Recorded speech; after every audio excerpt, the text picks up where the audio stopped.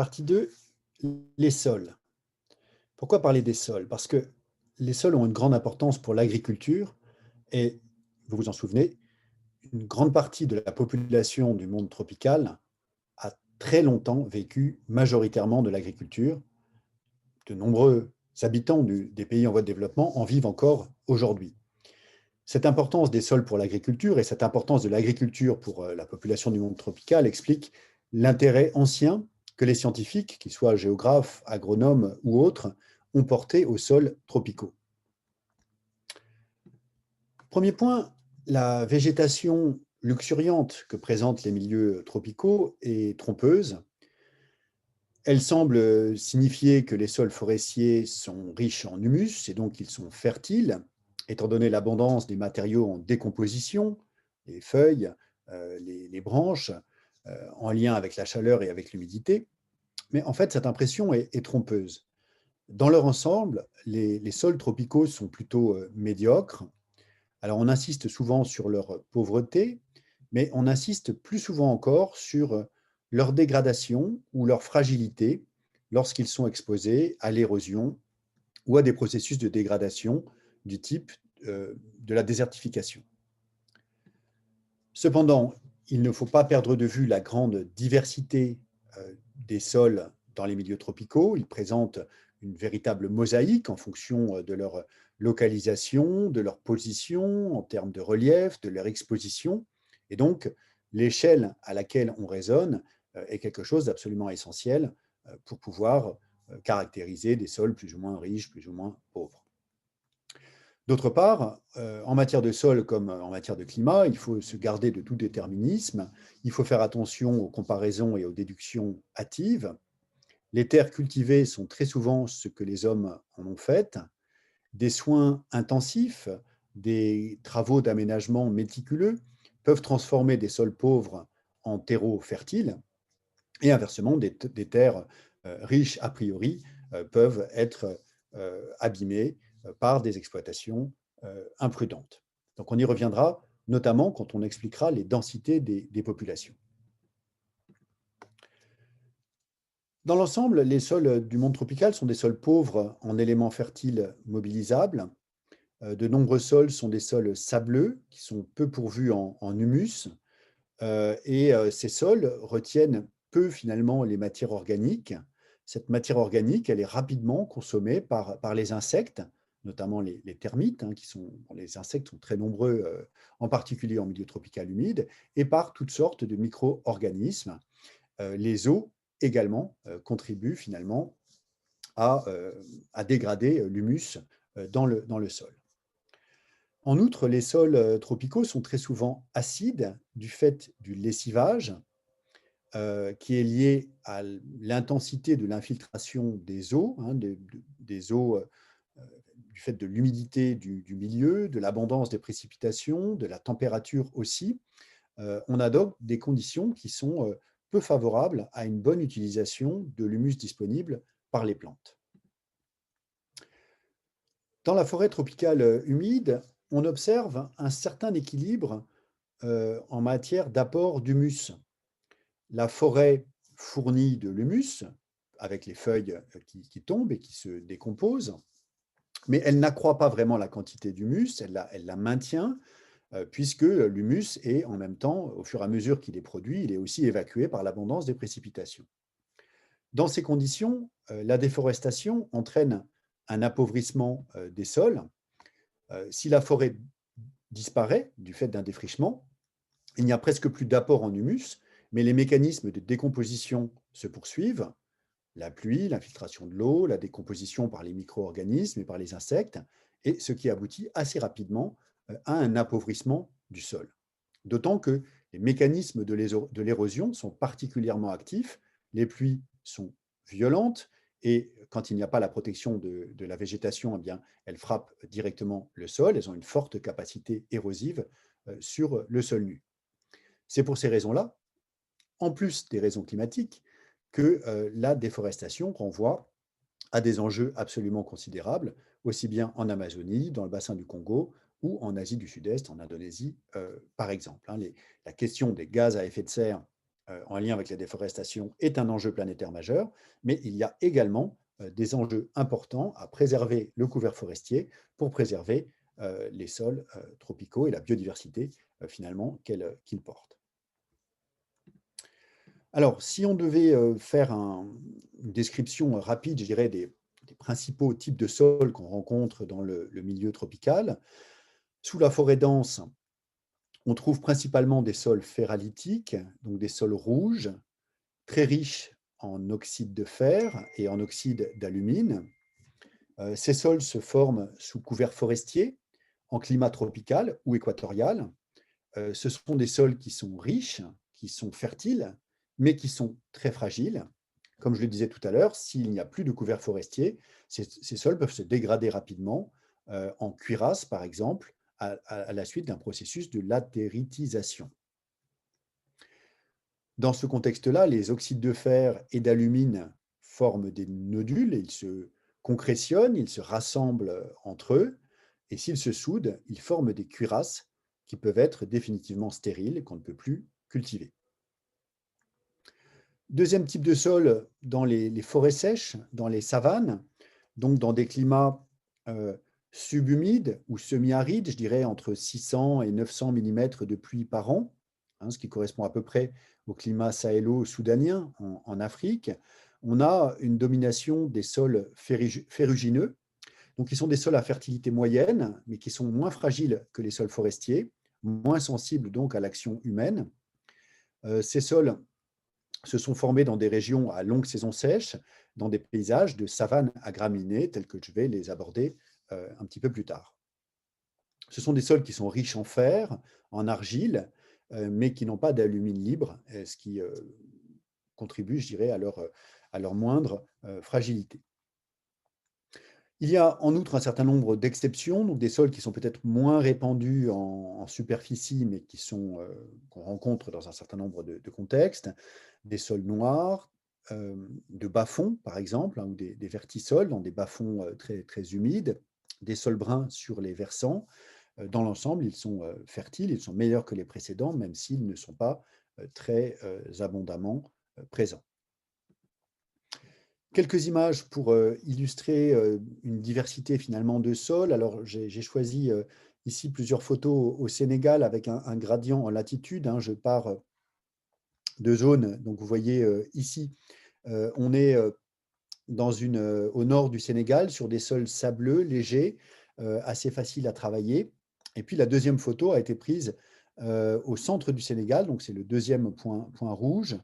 Vous voyez de la culture attelée, donc sur des sols sableux où on cultive de l'arachide, avec un attelage composé de deux bœufs, des sols qui sont un peu plus riches, donc sur la photo de droite, un peu plus riches en matière organique, plus bruns, plus lourds aussi que sur l'image d'en haut, où on a des sols plus sableux qu'on peut cultiver éventuellement simplement avec un cheval. Sur la photo en haut à gauche, on a des sols ocre qui illustrent finalement leur composante ferralitique qui renvoie à un climat passé chaud et humide, plus chaud, surtout plus humide que le climat actuel. Deux autres photos. Alors, on est ici donc sur les photos du haut. Donc la photo en haut à droite, elle est toujours dans le centre du Sénégal. Donc là, on a des sols sableux où on cultive de l'arachide avec une charrue qui est tirée par un seul cheval. Donc on peut imaginer des sols assez légers. Sur la photo en haut à gauche, au Sénégal, mais cette fois-ci, on est au sud du Sénégal, dans la Haute-Casamance, on a des sols de rizières, de plaines, plus argileux, plus lourds, plus bruns, plus riches en matière organique également. En bas à droite, nous sommes dans le sud du Tchad, dans des zones soudaniennes où tombent environ 1000 à 1200 millimètres de pluie par an. Et là, il faut une paire de bœufs pour pouvoir labourer une terre qui est plus lourde, des sols qui sont plus lourds, avec une terre qui est rouge à brune et sur laquelle on cultive du coton. Vous voyez sur la photo en bas à droite la rapidité avec laquelle les herbes, les adventices poussent sur un champ qui avait pourtant déjà été défriché une fois. Avec la chaleur et l'humidité, les mauvaises herbes poussent extrêmement rapidement, ce qui nécessite un travail agricole intense et une activité de sarclage, hein, qui consiste à enlever les mauvaises herbes, qui demande beaucoup d'efforts. Alors, voilà, il y a des petites flèches qui vous montrent d'où viennent les photos que je viens de commenter et où elles se situent sur les cartes. Vous avez sur cette photo, donc, qui est prise au Sénégal oriental, des termitières. Ces formes, hein, de construction en terre par des insectes sont inhérentes aux zones sahélo-soudaniennes et soudaniennes. Elles sont parfois très spectaculaires. Elles contribuent à l'aération des sols dans une certaine mesure. Une forme de sol fréquente dans le monde tropical, c'est la latérite. Hein, ce sont des sols rouge vif ou rouge brun qui sont très riches en oxyde de fer et en alumine et qui se sont formés sous un climat tropical humide. Alors, dans un certain nombre de cas, on observe en climat forestier une tendance à la latéritisation des sols, donc la transformation des sols en latérite, qui se produit par une exportation des composants non latéritiques. Donc un certain nombre de composants, comme les silices ou les silicates, sont exportés par le lessivage à travers la pluie. Et puis, il y a des éléments, notamment de l'hydroxyde de fer, qui sont importés par gravité, par mobilité, en lien avec la pluie ou avec la transformation chimique des matériaux. De ce fait, dans ces sols latéritiques, on a une capacité de rétention des éléments fertiles qui sont relativement faibles. Petit à petit, les hydroxydes de fer pardon, et l'alumine se concentrent dans le sol. Et dans certains cas, eh bien, on peut exploiter le fer ou la bauxite dans la latérite, c'est le cas notamment en Guinée, mais quand la concentration en fer dans le sol augmente fortement, eh bien, on a des sols qui sont totalement incultes. Vous avez sur cette photo un Inselberg et une route en latérite dans le Mandé, donc le centre-sud du Mali, au sud de Bamako, un paysage typique, hein, de ces zones soudaniennes, avec une route qu'on a construite en latérite. Parfois, on utilise la latérite qui vient de carrières qui peuvent venir de relativement loin et qui forme un substratum, disons, assez solide qui permet d'aménager des pistes. Donc là, on est dans un paysage d'une région où il pleut environ 1000 mm par an. Ici, vous avez un paysage donc, dont la photographie a été prise au Sénégal oriental, sur des collines qui abritent des gisements de fer près de la Falémé, qui est un affluent du fleuve Sénégal. Et on voit sur cette photo des concrétions ferrugineuses. Hein, les éléments fertiles du sol ont été emmenés par la pluie finalement, et il reste des concrétions des blocs de pierre à forte teneur en fer qui on n'est pas très loin de la cuirasse, et en tout cas, on est dans des types de configurations qui ne sont pas très peu cultivables. Alors, la cuirasse, c'est je dirais, une forme d'aboutissement possible des processus de latéritisation. Tant que le sol gorgé d'éléments latéritiques reste meuble, on peut encore le cultiver. Quand il se concrétionne en cuirasse, quand les éléments meubles sont transportés, qu'il ne reste que des éléments finalement très durs, ça ne marche plus. Et quand les cuirasses se forment en profondeur, ce n'est pas trop grave si en surface vous avez des éléments que vous pouvez cultiver. Mais quand vous avez des éléments plus meubles, disons en surface, mais quand les cuirasses affleurent, quand il n'y a plus de matériaux meubles en surface, parce que ces matériaux meubles ont été dégagés par l'érosion, eh bien, il reste des terres incultes, comme les Bowal en Guinée ou les Kouaï au Bengale occidental, dont vous avez alors ce n'est pas vraiment une photo ici, mais vous avez une photo d'un glacis à Waïgouya, près de Waïgouya, au nord du Burkina Faso, avec des défrichements et l'érosion qu'ils ont entraîné, qui ont causé l'affleurement d'un certain nombre de cuirasses latéritiques et donc des sols qui sont désormais incultes. Vous voyez ici affleurer des éléments de cuirasse au sud du Mali, et donc là on a des endroits où même s'il y a de l'eau, comme vous le voyez ici, la culture n'est pas possible. Alors, quand on considère les sols dans les milieux tropicaux, en fait, il y a deux situations différentes à distinguer.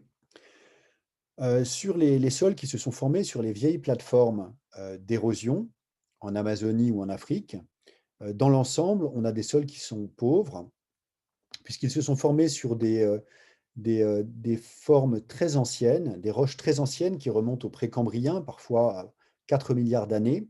Ce sont des formes érodées qui n'ont pas été faillées ni plissées. Et ces surfaces d'érosion ont arasé des vieux boucliers et elles sont couvertes de sols qui sont finalement peu riches en matière organique, notamment du fait de leur grand âge. Et donc, les grands fleuves tropicaux, hein, que ce soit l'Amazone ou le fleuve Congo, qui drainent ces surfaces, ne fournissent pas beaucoup d'éléments solubles et des éléments fins qui seraient susceptibles de fournir de très bons sols. Deuxième cas de figure, dans les milieux tropicaux où on trouve des formes plus jeunes, on a des sols plus riches qui sont issus donc de formations géologiques du tertiaire, dans le bassin notamment du fleuve Rouge, du Mékong, du Gange, du Brahmapoutre, de l'Indus, ou également sur l'île de Java en Indonésie. Eh bien, on a des alluvions qui sont chargées en matériaux fertiles qui ont été arrachés par l'érosion sur ces montagnes jeunes.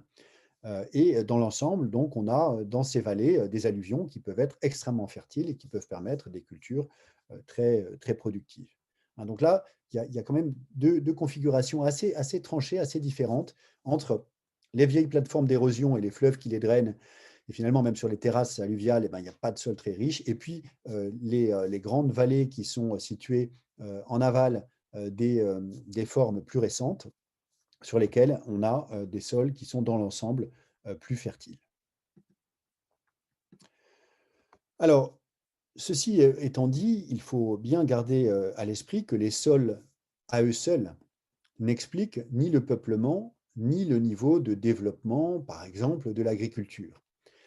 Un exemple tout simple qu'on peut prendre chez Pierre Gouroux, celui des plateaux téqués, donc qui sont situés entre le Congo-Brazzaville et la République démocratique du Congo actuelle. Donc, on a des sables qui sont réputés sur des plateaux avec des plateaux autour de 800 mètres d'altitude, 1000 mètres, avec des précipitations très abondantes, 1500-2000 mm, et des sables qui sont réputés pour leur stérilité, leur faible fertilité. Et en même temps, on a deux populations très différentes qui vivent dans ces milieux-là, les Kukuya et les Téké. Et chez les Kukuya, on observe des densités démographiques d'environ 30 habitants au kilomètre carré grâce à des techniques agricoles intensives qui permettent d'entretenir la fertilité du sol et de maintenir la fertilité du sol et donc de cultiver et de nourrir des densités importantes. Les téqués, en revanche, dans un environnement très comparable, n'ont des densités démographiques que de 1 habitant au kilomètre carré. Les chiffres que je vous donne sont ceux que Gouroux citait à la fin des années 60 dans son ouvrage euh, sur le monde tropical, les pays tropicaux. Alors, inversement, on observe un certain nombre de situations où on a de fortes densités démographiques malgré des sols très pauvres. Hein, il y a des noyaux de forte densité qui se sont formés, notamment en Afrique de l'Ouest, malgré la pauvreté des sols. Alors, un des exemples célèbres, c'est le pays d'Ogon, au Mali, la célèbre falaise de Bandiagara, qui est notamment décrite par l'excellent écrivain malien Amadou Hampâté-Bâ, que je vous encourage vivement à lire, hein, notamment Amkoulel, l'enfant Peul et Oui, mon commandant, qui sont des deux grands romans.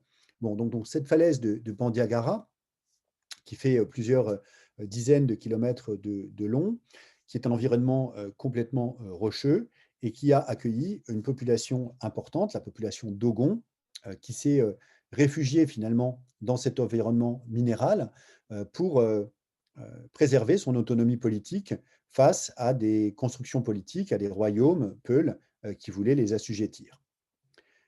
Il y a d'autres situations en Afrique qui sont comparables. On en reparlera quand on parlera du peuplement et de l'agriculture.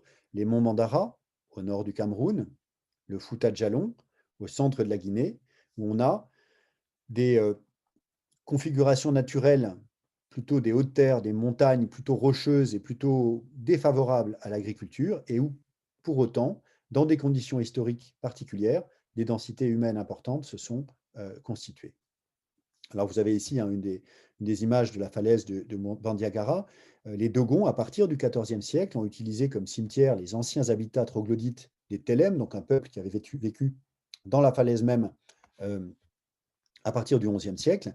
Et puis les Dogons ont installé leur village dans la plaine, ici, où ils cultivent sur des sols qui sont d'une fertilité qui sont relativement médiocres, et ils se réfugient dans la falaise en cas d'attaque de leurs ennemis, notamment Peul. Alors, en conclusion sur les sols tropicaux, retenez que ce sont des sols qui, dans l'ensemble, sont moins favorables à l'agriculture que dans les zones tempérées. Ils sont dans l'ensemble moins riches, dans l'ensemble plus fragiles. Les surfaces incultes, notamment les surfaces cuirassées, euh, les surfaces latéritiques cuirassées sont nombreuses. Mais cependant, il y a tout de même des bonnes terres, notamment dans les vallées alluviales des fleuves situés en aval de massifs récents du tertiaire. Et puis, il y a un certain nombre de sols meubles qui ne sont pas en eux-mêmes hostiles à la culture. Donc, les sols tropicaux ont offert aux paysans et aux agronomes ensuite des difficultés différentes de celles qu'on observe dans les pays tempérés, mais ça ne signifie évidemment pas qu'il n'y ait pas de possibilité pour les mettre en valeur par l'agriculture, et on verra ça plus en détail dans le cours sur les agricultures.